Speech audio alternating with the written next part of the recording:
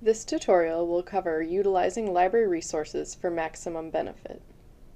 We will cover things like citation, how to email an article to yourself, highlighting and taking notes, which is available in all Gale databases, and looking at things like related subjects and other keywords.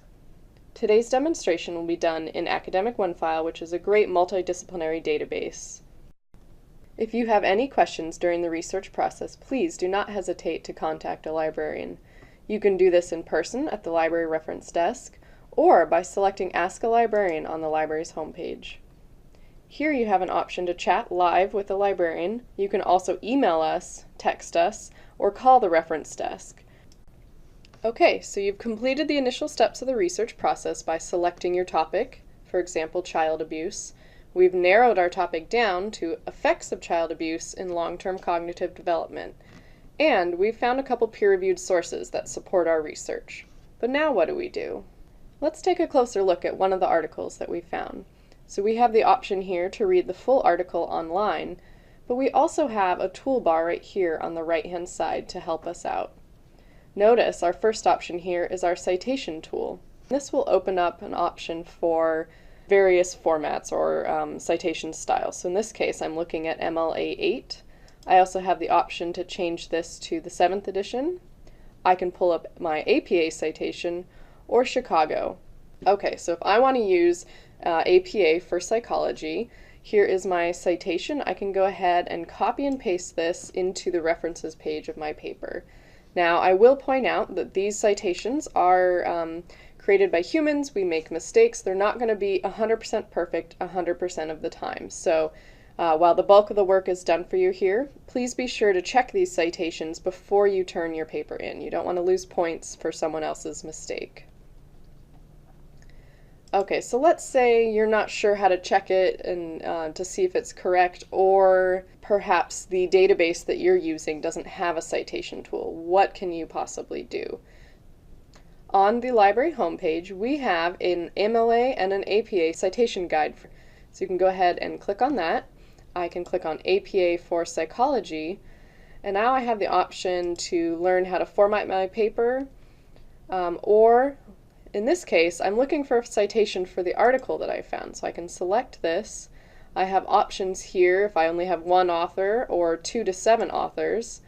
And then this gives me an example of what my citation should look like, pointing out the key elements as well as their formatting. So you can use this either to compare to your citation tool that we had over here, or I can use this and look at my article to piece my own citation together.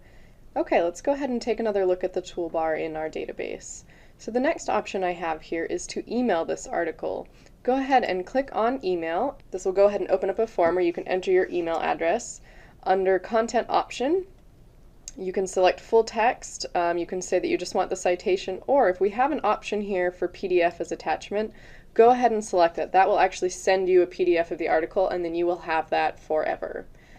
So we can enter in our email address here and say send.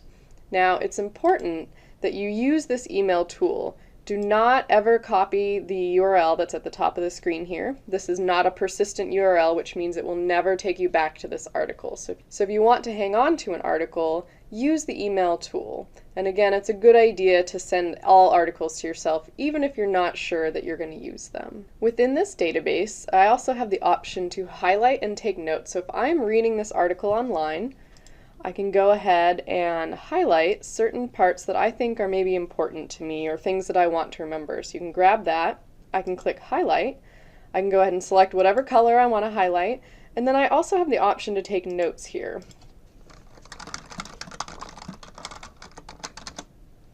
I can type my notes, say save, and then notice in our toolbar that it tells me I have one highlight and note. Now you can go through the entire article and take as many notes and highlight as many things as you would like, and then when you're done, you can actually click on highlight and notes. This will show you an introduction of what you have here. You can say view all notes to see your entire list. And from here, I also have the option to email this or print this. So I could email the article PDF to myself, as well as my notes and things, sections that I've highlighted from the text. So this is really helpful when you're doing your research, especially online. One more resource on our toolbar that I want to point out to you is at the very bottom where it says related subjects. If I click the little plus sign, this will give me keywords that the author or authors of this article provided. So if you really like this article, make sure to note these keywords or phrases and go ahead and write them down, and you can use them to conduct a new search. So previously I had just searched for child abuse and cognitive development, but this one is looking a little deeper and looking at school readiness. So perhaps school readiness is something that I want to learn a bit more about. So I would keep track of that, and that's a great way to do a little more deep research on my topic. Well, if you have any further questions, remember to ask a librarian. Happy searching!